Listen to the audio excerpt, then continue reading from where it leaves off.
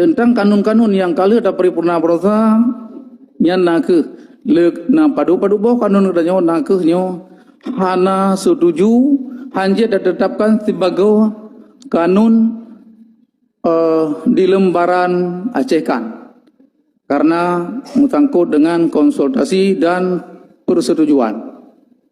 Yang sebenarnya dalam MOU Helsinki nake tentang konsultasi dan persetujuan nake bak legislatif Aceh. Uronyo ka bak Mendagri, uronyo apabila ukelomnyo tampo hana disetujui sehingga kanun danyo hana yang sah-sah mtabopi. Nyo pegawai pertimbangan kiban harus ubah ataupun hana ada ubah jika konsultasi nyo puta harus tersemikir danyo supaya kanun yang ada pegang nyo besar behana sah.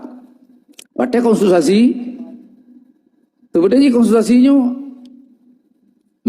bukan RI konsultasi dengan DPR Aceh dalam MOU, tapi waktu dalam UUPA nyol heboh kewenangan Aceh yang kagada kamu duka yang pun keputusan internasional Republik Indonesia yang mesangkut dengan Aceh harus konsultasi dan persetujuan legislatif Aceh. Nyo kai pega pertimbangan legislatif Aceh, pertimbangan. Jadi konsultasi ke KDU Jakarta, pertimbangan kita nyo. Yang kedua, keputusan DPR RI yang mesangkut dengan Aceh harus konsultasi dan persetujuan legislatif Aceh Sid.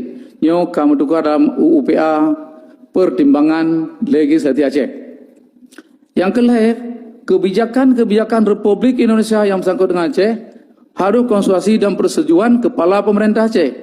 Seperti ini kepala pemerintah Aceh nyo kan gubernur.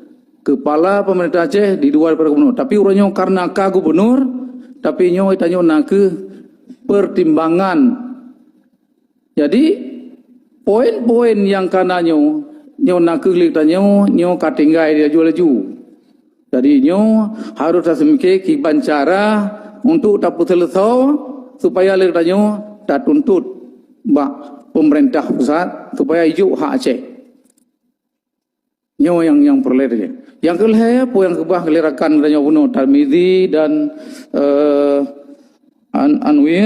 Anusir, Pak Anusir nyo nak ke urang ngedanyo Aceh, nyo aminyu pada tempat road, gas pada tempat road, yang hijau. Tapi itanyo orangnya kaji ke lagi lamian nah.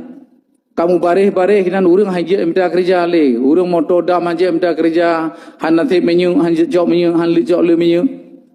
Nyo lagi kebah bodoh, nyo harus jok sikap ke cara harus save menyu untuk Aceh.